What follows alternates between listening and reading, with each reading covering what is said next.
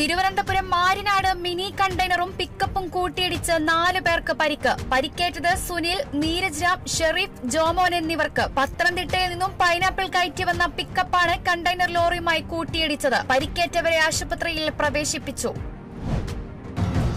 പാലക്കാട് പട്ടാമ്പിയിൽ ആനക്കൊമ്പുമായി 2 പേർ പിടിയിലായത് മഞ്ഞുലുങ്ങൽ സ്വദേശികളായ ബൈജു, രത്നകുമാർ എന്നിവരെ. ആനക്കൊമ്പുകൾ വിൽപ്പനയ്ക്ക് വെക്കുന്നതിനിടെയാണ് പ്രതികളെ പിടികൂടിയത്. കോടതിയിൽ ഹാജരാക്കിയ പ്രതികളെ റിമാൻഡ് ചെയ്തു. മലപ്പുറം പൊന്നാനിയിൽ അന്യസംസ്ഥാന തൊഴിലാളികളെ ആക്രമിച്ച് പണം തട്ടാൻ ശ്രമിച്ച കേസിലെ പ്രതിയെ അറസ്റ്റ് ചെയ്തു. അറസ്റ്റിലായത് മരക്കടവ് സ്വദേശി സൈനുദ്ദീൻ. കഴിഞ്ഞ ദിവസമാണ് അന്യസംസ്ഥാന തൊഴിലാളിയെ ആക്രമിച്ച് മൊബൈൽ ഫോണും പണവും കവർന്നത്. മലപ്പുറത്ത് ഒരു കുടുംബത്തിലെ 3 പേർ തീ പൊള്ളലേറ്റ് മരിച്ച മണികണ്ഠന്റെ മക്കൾക്ക് ധനസഹായം നൽകണമെന്ന് BJP സംസ്ഥാന എക്സിക്യൂട്ടീവ് മെമ്പർ KK സുരേന്ദ്രൻ. അനാഥരായ കുട്ടികൾക്ക് അടിയന്തരമായി ലൈഫ് പദ്ധതിയിൽ ഉൾപ്പെടുത്തി വീട് നൽകാൻ അധികൃതർ തയ്യാറാകണമെന്നും സുരേന്ദ്രൻ.